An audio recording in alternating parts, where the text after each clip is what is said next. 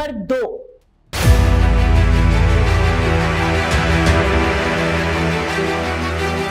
सबूत नंबर 3। गिनती यही खत्म नहीं होती, क्योंकि पाकिस्तान पर सबक सिखाने के 10 सबूत भारतीय सेना ने दुनिया के सामने रख दिए हैं, जिनके सामने आते ही भारतीय सेना ने अपना पराक्रम तो दिखा ही दिया, तो वहीं दूसरी तरफ जिहादी यासीन मुनीर की सेना की पोल भी खुल गई। पूरी खबर हम आपको बताएंगे, लेकिन उससे पहले स्वागत है आपका GV24 के डिजिटल प्लेटफॉर्म में, और मैं हूं आपके साथ ऋषु चौधरी। भारत के ऑपरेशन सिंदूर से आतंकिस्तान में मची तबाही का एक एक सबूत सेना ने दुनिया के सामने रख दिया है और बता दिया है कि भारत को छेड़ने का नतीजा क्या हो सकता है।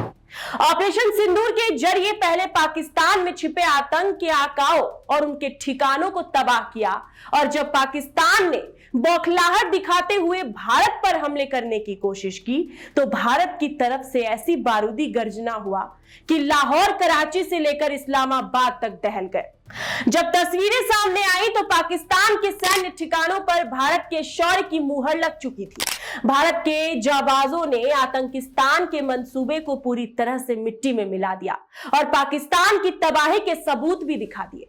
आतंक के खिलाफ कार्रवाई करते हुए पाकिस्तान में बड़े पैमाने पर आतंक के गढ़ तबाह किए। 9 ठिकानों पर हमले में 100 आतंकी मारे गए। इतना ही नहीं, भारतीय सेना ने 1 से 10 मई के बीच LOC पर पाकिस्तानी सेना के 40 जवानों को ढेर कर दिया। सबूत सामने आए तो झूठा पाकिस्तान पूरी तरह बेनकाब हो गया। आतंक को पालने वाले मुल्क के हुक्मरान आतंकियों के लिए भी रोने पहुंच गए, जिसकी तस्वीर भारत सरकार ने दुनिया को दिखाई और आतंकी के जनाजे में शामिल पाकिस्तानी अधिकारियों के नाम भी जारी किए। बाकायदा प्रेस ब्रीफिंग में विदेश सचिव विक्रम मिस्री ने एक तस्वीर सामने रखी।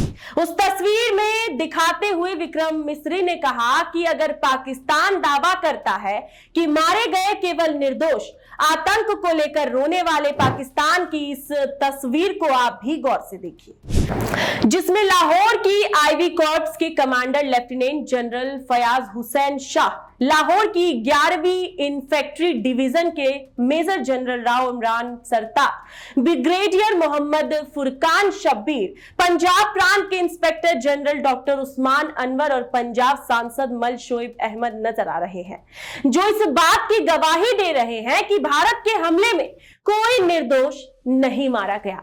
ठीक इसी तरह पाकिस्तान के बहावलपुर आतंकी कैंप पर भारत के हमले की तस्वीरें भी सामने आई, जहां मिसाइल अटैक के बाद बर्बादी का मंजर साफ दिखा। बहावलपुर में तबाही से पाकिस्तान को करारी चोट पहुंची, क्योंकि बहावलपुर दरअसल जैश ए मोहम्मद का गढ़ है। ये सारे सबूत पाकिस्तान को बताने के लिए काफी है कि भारत को छेड़ने का क्या अंजाम हो सकता है। फिलहाल भारत ने अभी अपनी शर्तों पर युद्ध विराम किया हो, लेकिन अब भी पाकिस्तान फिर से हिमाकत दिखाता है, तो भारत करारा जवाब देने के लिए भी तैयार है, क्योंकि अभी संघर्ष विराम हुआ। आतंक के खिलाफ ऑपरेशन सिंदूर जारी है। तारीख 7 मई भारतीय सेना का ऑपरेशन सिंदूर आतंक के 9 ठिकाने तबाह, लश्कर और जैश के 5 प्रमुख आतंकी ढेर। भारत के ताबड़तोड़ वॉर से पाकिस्तान की कमर टूट गई है, लेकिन सबसे ज्यादा पाकिस्तान को किसी बात से चोट लगी है तो वो है भारत की एयर स्ट्राइक में मारे गए आतंकी आकाओं से। 7 मई की रात भारतीय सेना से जिन आतंकियों को कब्र खोद दी थी, जिन्हें उनके किए के लिए जहन्नुम पहुंचा दिया था, अब उनसे जुड़ी एक एक जानकारी दुनिया के सामने आ गई है।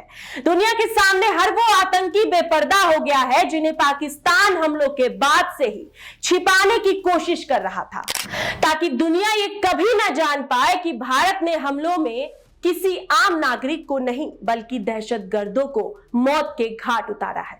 अब आपको एक एक करके उन दहशतगर्दों के बारे में बताते हैं जो भारत के वॉर से बच नहीं पाए, जिसमें सबसे पहला नाम है लश्कर ए तैयबा के प्रमुख मुदस्सर खडियान खास उर्फ अबू जिंदाल का। लश्कर ए तैयबा का आतंकी मुदस्सर खडियान खास मरकज तैयबा मुरीदके का प्रमुख था। उनकी मौत हुई तो पाकिस्तानी सेना की तरफ से अंतिम संस्कार में गार्ड ऑफ ऑनर दिया गया। पाकिस्तान आर्मी चीफ और पंजाब के मुख्यमंत्री मरियम नवाज की ओर से पुष्पांजलि अर्पित की गई। नमाज जनाजा सरकारी स्कूल में हुई, जिनका नेतृत्व जुड़ के हाफिज अब्दुल रऊफ ने किया। इस दौरान लेफ्टिनेंट जनरल और पंजाब प्रांत पुलिस के आईजी भी मौजूद थे। इस फहरिस्त में दूसरा नाम मोस्ट वांटेड मौलाना मसूद अजहर से जुड़ा है, जिसका नाम है हाफिज मोहम्मद जमील। जैश ए मोहम्मद से जुड़ा आतंकी हाफिज मोहम्मद जमील मौलाना मसूद अजहर का साला था। साथ ही बहावलपुर स्थित मरकज सुभान अल्लाह का प्रमुख था। मुस्लिम युवाओं को कट्टरपंथी बनाने और फंडिंग में सक्रिय भूमिका निभाता था। मौलाना मसूद अजहर के परिवार में आतंकियों की लिस्ट लंबी, लिहाजा एक और नाम उसके परिवार से सामने आए तो कोई हैरानी की बात नहीं होगी। भारत की जवाबी कार्रवाई में मारे गए आतंकियों में एक और हाफिज के परिवार से जुड़ा है और वो नाम है मोहम्मद यूसुफ अजहर। जैश ए मोहम्मद का ये आतंकवादी भी मसूद अजहर का साला था और आतंकियों को हथियारों का ट्रेनिंग देता था। इतना ही नहीं, वो जम्मू कश्मीर में कई हमलों में भी शामिल रहा और फ्लाइट IC-814 अपहरण मामले में भी इस आतंकी का हाथ था। भारतीय सेना ने लश्कर के जिस एक और आतंकी को मिट्टी में मिलाया, उसका नाम खालिद उर्फ अबू अकाशा है। लश्कर ए तैयबा का यह आतंकवादी जम्मू कश्मीर में आतंकी हमलों में शामिल रहा, साथ ही अफगानिस्तान से हथियारों की तस्करी में संलिप्त था। एयर स्ट्राइक में मारे जाने के बाद उसका अंतिम संस्कार फैसलाबाद में हुआ, जिसमें पाक सेना के वरिष्ठ अधिकारी और फैसलाबाद के डिप्टी कमिश्नर शामिल हुए। इस लिस्ट में जो आखिर नाम वो आतंकी संगठन जैश ए मोहम्मद से जुड़ा है, जिसे भारत से हमला कर जहन्नुम पहुंचा दिया था। जैश ए मोहम्मद का आतंकवादी मोहम्मद हसन खान पीओके में जैश के कैंप को चलाने वाली मुफ्ती असगर खान कश्मीरी का बेटा है, जो जम्मू कश्मीर में आतंकी हमलों के लिए कोऑर्डिनेशन में अहम भूमिका निभा रहा था। लेकिन भारतीय सेना से 7 मई को उसका भी हिसाब कर दिया गया। जिसने भारत की तरफ आंख उठाने की हिमाकत की, उन्हें भारतीय सेना ने मिट्टी में मिला दिया। यह लिस्ट ना तो पहली है और ना ही आखिरी, क्योंकि आतंक पर भारत सेना का प्रहार अभी भी जारी है। इस पूरे खबर को सुनने के बाद आपकी क्या कुछ राय है, हमें कमेंट में जरूर बताइएगा। अभी के लिए बस इतना ही। देश और दुनिया से जुड़ी ऐसे ही तमाम खबरों को जानने के लिए आप बने रहिए हमारे साथ और देखते रहिए जीवन 24 का डिजिटल प्लेटफॉर्म।